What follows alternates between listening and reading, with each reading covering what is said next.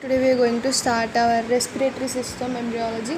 So we know respiratory system is mainly formed from a median diverticulum of a foregut.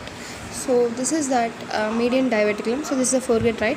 So here the median diverticulum forms in a foregut, which is called as tracheobronchial groove. So this median diverticulum is lined by endoderm, because we know our GIT is formed from endoderm. So even the respiratory system, this diverticulum is also lined by endoderm, and this connective tissue, cartilage, muscle related to this are formed from the splanchnopubic mesoderm. So this is important. This structure is formed from the endoderm, but its related structures like connective tissue, cartilage, muscle, they are formed mainly from the splanchnopubic mesoderm. Next, coming to this midline diverticulum, this is called as tracheobronchial groove, as I said. So in the floor of the developing pharynx, that is caudal to the hypobronchial eminence. So if you remember, this forms a hypobronchial eminence. From here you can see.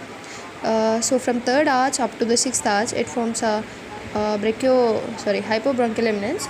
So what they are saying is the tracheobronchial groove is in the floor of developing pharynx, mainly in the pharynx floor, caudal to the hypobronchial eminence, and it is flanked by the sixth arch, and also it is having a free caudal end which is bifid, which forms a lung bud. So you can say this is a caudal end which is forming the lung buds. You can see here this is a free caudal end which forms the lung buds, and it also forms bronchi, parenchyma of the lung substance. So all these are formed from this caudal end, and the cranial end is mainly, so this is a cranial end which is mainly forming our trachea, nodal trachea, and also larynx. So larynx and trachea are formed from the cranial end. The caudal end forms a lung bud, which later forms a bronchi, parenchyma of the lung, etc. And remember that the tracheobronchial groove's distal part is separated from the esophagus, but the cranial part is still in relation with the pharynx. So what they are saying, its cranial part is still in relation with the pharynx, but its distal part is separated from the esophagus. So here you can see finally it's separated from our foregut, or you can say from our except at the cranial end. This is important. Except at the cranial end, it is not free, but lower border it is free. So this is how finally two tubes form, that is the foregut separates from this tracheobronchial groove, and later it gives rise to buds which forms the lungs. We know this, and you can see once we'll understand this diagram. So here A is nothing but, this is to show the respiratory diagram which separates from the foregut. So the upper figures are transverse sections of them, and in C and D we can see that the progressive separation of respiratory diverticulum from the foregut at the cranial caudal end, but not at the cranial end, except at the cranial end. And here we can see the development of lung buds. A and these are right and left lung buds, and this one is the divide into lobar bronchi, and this one is the segmental bronchi are also established. So this we know, these are pharyngeal arches, are clefts, pouches, we know all these things. So this is the hypobronchial eminence, this is the third arch, here fourth arch, fifth arch disappear, we know, and this is the foregut cranial part. This is the tracheal groove which is formed here. Now we'll move on to larynx. So let us understand development of larynx. It is mainly developed from the cranial part of the diverticulum, as we have seen our tracheobronchial diverticulum groove. So from that cranial part actually larynx forms. It is having a communication between the diverticulum and the pharynx persists. So it is nothing but the communication between the diverticulum and the pharynx. That is our larynx, and it has an inlet of larynx. What they are saying is the communication between the diverticulum and pharynx persists as inlet of larynx, and the caudal part of the hypobronchial eminence forms the epiglottis. So this is important. Caudal part of hypobronchial eminence forms epiglottis. So thyroid, cricoid, erythroid, cartilages all are formed from the 4, 5, 6 pharyngeal arches. So the laryngeal muscles are developed from the branchial mesoderm. So we'll move on to trachea and bronchi. So trachea is formed from the respiratory diverticulum between the bifurcation and the larynx. So that is larynx is between the bifurcation and the pharynx, and this is between the bifurcation and larynx, that is our trachea or bronchi. So this respiratory diverticulum is divided into right principal bronchi and left principal bronchi. So right principal bronchi gives rise to 3 lobar bronchi, and the left principal bronchi is transverse then when compared with right, and it shows some subdivisions like secondary lobar bronchi, and it is mainly of left lung. Next we'll understand our lungs.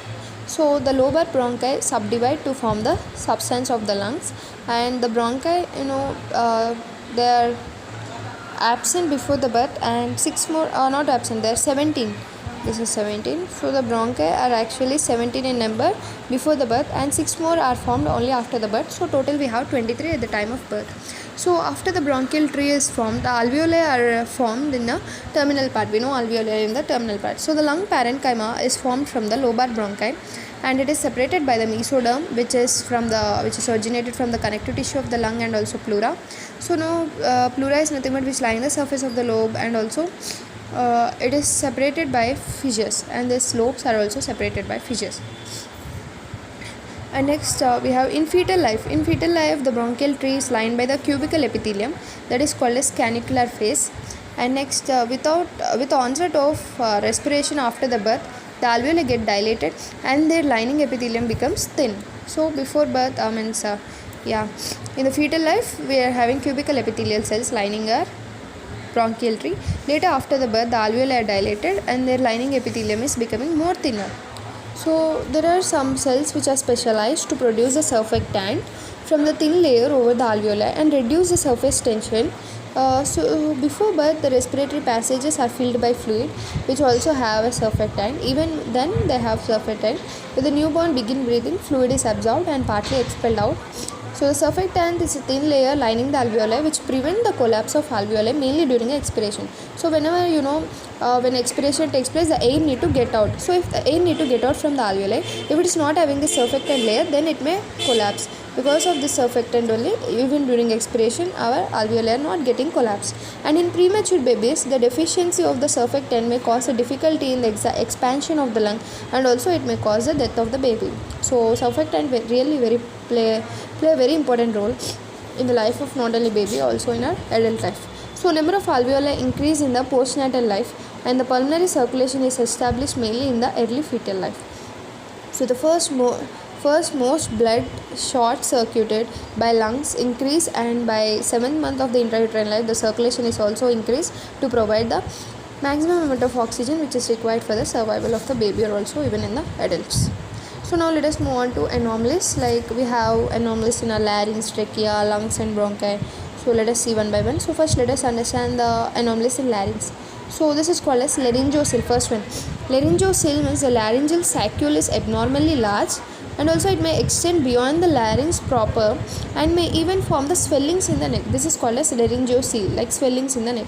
And next one is a congenital stenosis or atresia. So stenosis or atresia of larynx. Stenosis means we know it is obstructed or blocked. Atresia means it may be partially or completely absent. And next, the entire larynx or part of it is duplicated, like example in the case of vocal cords. And also laryngoptosis, that is larynx lie down the neck and part of it is behind the sternum. This is the abnormal site of the larynx. And sometimes one or more laryngeal cartilages may also get absent. And next, move on to trachea. So trachea has tracheoesophageal fistula, so some diverticula may arise from the trachea, and accessory bronchi may also arise, and that bronchus may be blind and also supply a mass of lung tissue.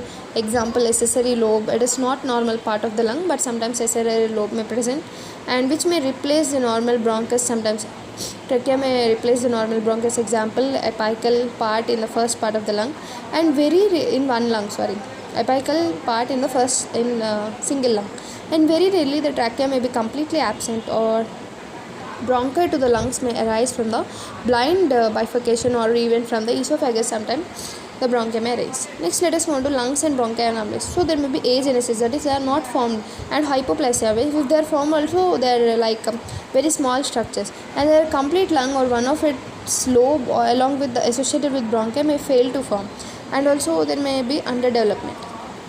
Next, let us move on to abnormality of the lobes. So there may be sometimes absence of the fissure that should be normally present, like so it may lead to decrease in the number of lobes. Example, absence of transverse fissure of the right lung. So that right lung has only 2 lobes, right? And presence of abnormal fissures like transverse fissure present on the left side, with the result that the left lung has 3 lobes. And medial basal segment like cardiac lobe of the left lung is separated by a fissure from rest of the lower lobe, and superior segment of lower lobe is similarly separated. And also there may be upper lobe of the right lung part medial to azygous vein. This is called as azygous lobe, and it is suspended from the wall of the thorax mainly by the mesoazygos, which is a fold of the parietal pleura.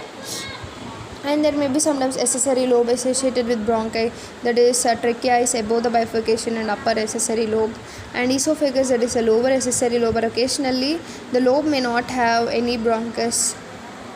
And also there is sequestration of lung tissue, like embryonic lung tissue may separate from the tracheobronchial tree, and such tissue mainly forms a complete lobe or lobar sequestration, which may have independent pleural covering, or also it may be sequestrated tissue lie within the lobe.